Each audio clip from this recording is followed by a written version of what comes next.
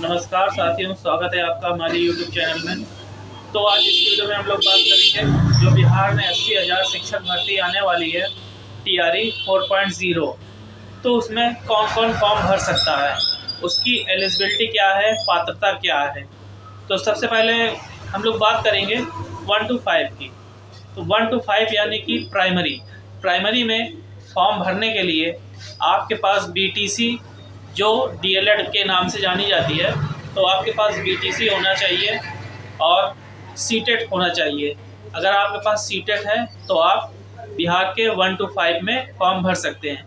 उसके बाद 6 to 8 यानी जूनियर की बात करें तो जूनियर की बात करें इसके लिए भी आपके पास अगर BEd है तो भी आप 6 to 8 के लिए फॉर्म भर सकते हैं BEd की। और अगर आपके पास BEd नहीं है, BTC किया है यानी कि DLED किया है, तो भी आप 6 to 8 यानी जूनियर का फॉर्म भर सकते हैं। तो अगर आपने BTC या DLED किया है तो आप 1 to 5 और 6 to 8 दोनों के फॉर्म भर सकते हैं, लेकिन आपके पास CTET होना चाहिए।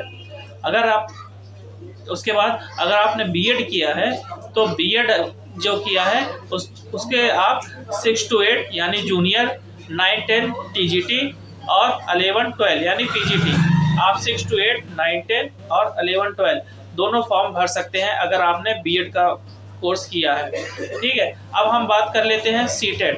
तो देखिए, अगर आप बिहार राज्य के हैं, अगर आपने बिहार का डोमिसाइल है, आप बिहार राज्य के रहने वाले हैं, तो आपको CTET में केवल 82 नंबर अगर आपके पास हैं CTET में, तो आप बिहार राज्य के लिए एलिजिबल हैं। अगर आप दूसरे या अन्य राज्य के हैं, चाहे महिला हो या पुरुष, अगर अन्य राज्य की महिला या पुरुष है तो उसको CTET में यानी जूनियर में भरने के लिए CTET में आपके पास 90 नंबर होने चाहिए, चाहे आप महिला हो चाहे पुरुष।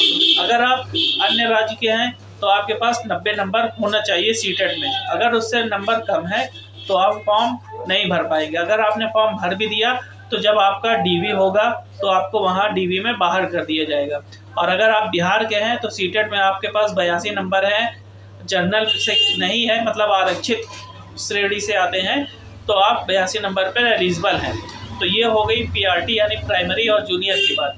इसके बाद हम बात करेंगे TGT यानी 9, 10 के लिए। तो 9, 10 के लिए क्या एलिजिबिलिटी है, तो इस पर बात कर लेते हैं। तो देखिए, 9, 10 के लिए बिहार में एक पेपर लिया जाता है STET के नाम से।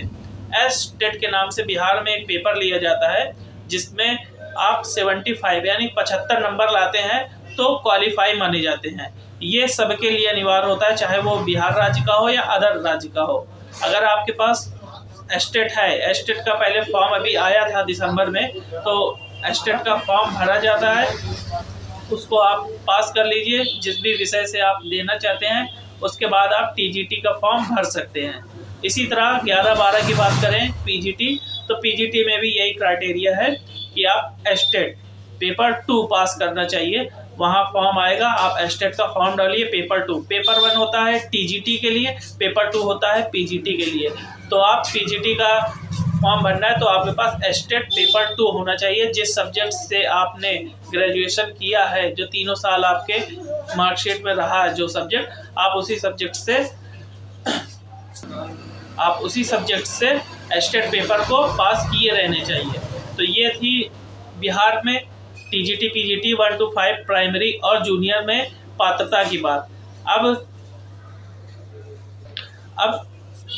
मोटे तौर पे एक बात और जान लेते हैं, CTET। अगर आप अदर राज्य के हैं, चाहे महिला हो या पुरुष, आपको CTET में चाहिए 90 नंबर।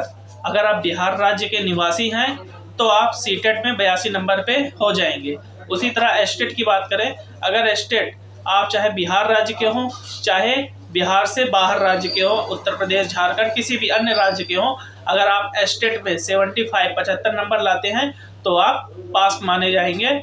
तो कैसा लगा वीडियो आपको कमेंट करके बताइएगा। आपको किस टॉपिक पे वीडियो चाहिए, मैं उस पर वीडियो बना के आपको समझाने की कोशिश करूँगा। तो अगर आप यहाँ तक वीडियो देख लिया है तो वीडियो को लाइक कर दें और चैनल को भी सब्सक्राइब कर लें।